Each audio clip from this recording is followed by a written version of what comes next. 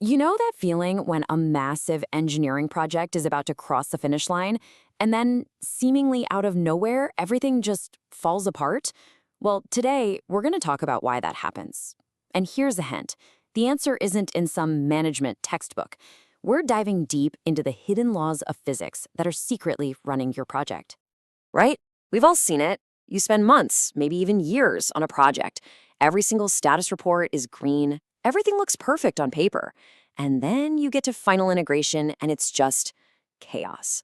All these tiny little problems start popping up and connecting, and suddenly you're facing these massive project-killing delays. So what is really going on here? Well, the real answer goes way deeper than any project management chart. It's actually baked into the fundamental physics of information, friction, and energy, forces that are quietly shaping every single decision and process. And today, we are going to break down exactly how these invisible forces are at play. Okay, so let's start with the absolute core of the challenge. I like to call it the engineering entropy problem. Now, if you remember from physics class, entropy is basically a measure of disorder or chaos. And as we're about to see, it is the #1 enemy of every single complex project out there. Just think about the kinds of systems we're building today. Software-defined vehicles, huge IoT networks, they're just unbelievably complex.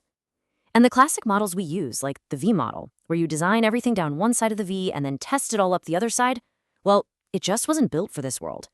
Its long, drawn-out phases accidentally create the perfect breeding ground for uncertainty to just grow and grow, completely unchecked. I love this quote because it totally reframes what we do as engineers.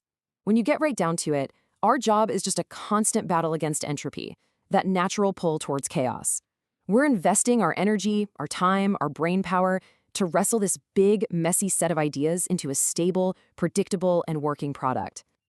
So, if our main job is to fight entropy, why do our traditional methods sometimes fail so spectacularly? Well, let's put on our lab coats and diagnose the problem using 3 key concepts straight from physics. First up, information entropy. Now, in engineering, we're not talking about heat. We're talking about surprise. How much uncertainty is baked into your requirements? How many undiscovered bugs or design flaws might be lurking just beneath the surface? All of that, that's your project's entropy. And this, right here, is the fatal flaw of the old model. Because you wait until the very end to do all your verification, there's no release valve for all that pressure. For months and months, tiny uncertainties, little requirement changes, and technical debt just accumulate silently.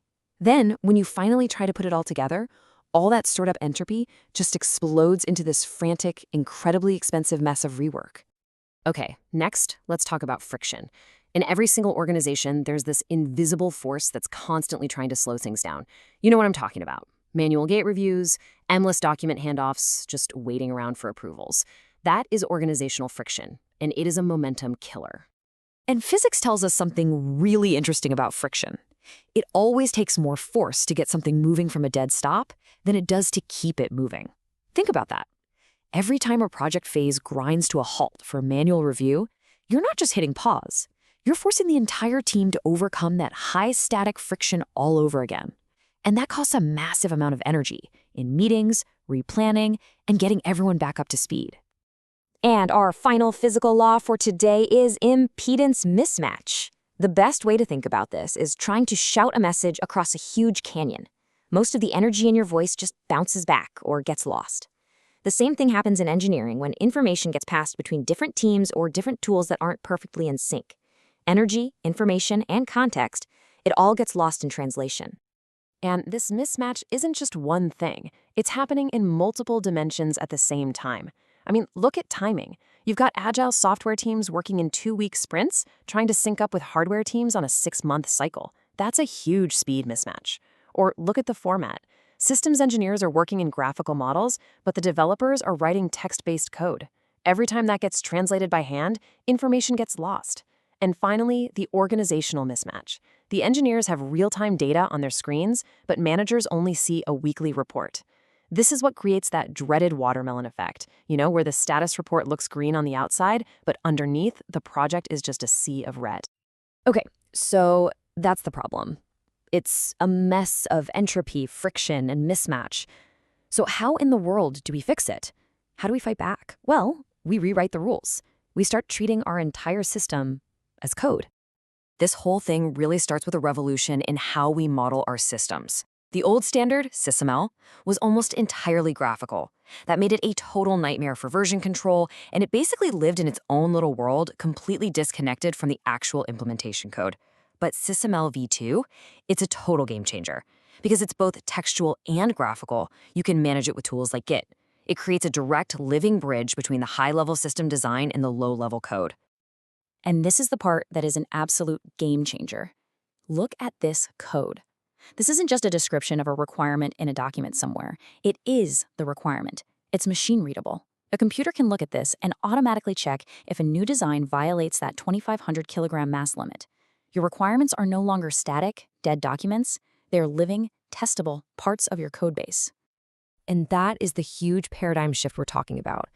Your system model is no longer a stack of diagrams that's just collecting dust on a server. It becomes a living, breathing codebase that evolves and gets verified right alongside the software and the hardware. It's an active participant in the development process. Okay, I can hear you thinking, that's great for the model, but what about the actual hardware, right? Treating the system model as code is fantastic, but it doesn't solve the huge bottleneck of physical testing. And for that, we need to start automating the physical world itself. So just picture this workflow for a second. A developer commits their code. That one action automatically kicks off a whole pipeline. It starts with some fast, cheap virtual tests to catch the obvious stuff. If those pass, the system intelligently finds and schedules time on a physical hardware-in-the-loop rig. Then, the pipeline automatically sets up the rig, runs the tests, and shoots the results straight to a dashboard. Just like that, you've eliminated all that friction. You've matched the pace of hardware testing to the speed of software development. But here's the thing. Having all the right tools is only half the battle. To really conquer these physical forces, we need more than just new software. We need a fundamental shift in our mindset. We need a completely new way of thinking about management and observability. We have to get away from those watermelon reports for good. Instead of having our best engineers stop what they're doing to manually create status updates, we build live dashboards. Think of it as dashboard as code, systems that pull data directly from the tools themselves, giving everyone, from the engineer at the keyboard to the executive in the boardroom, a real-time, completely unfiltered view of the project's health. And this table really brings it all home. Look, we're moving from static documents to living code. And when we do that, we're actually matching our impedance. We're shifting from those rigid, linear phases to a continuous loop, which gets rid of that costly static friction. And our ultimate goal is no longer just hitting a compliance checkbox at the end. It's about a continuous, proactive reduction of entropy, day in and day out. So what's the really big takeaway here? It's that success is no longer a finish line you cross at the end of a project. It's a continuous state of balance. It's all about building systems that don't just become stable at the end, but are designed to stay stable by constantly fighting back against uncertainty and chaos every single day. And all of this leaves us with one last pretty important question to think about. In a world where complexity is only going to increase, are you and your team managing that complexity with static artifacts from the past? Or are you actively programming a more stable, more predictable, and more successful future?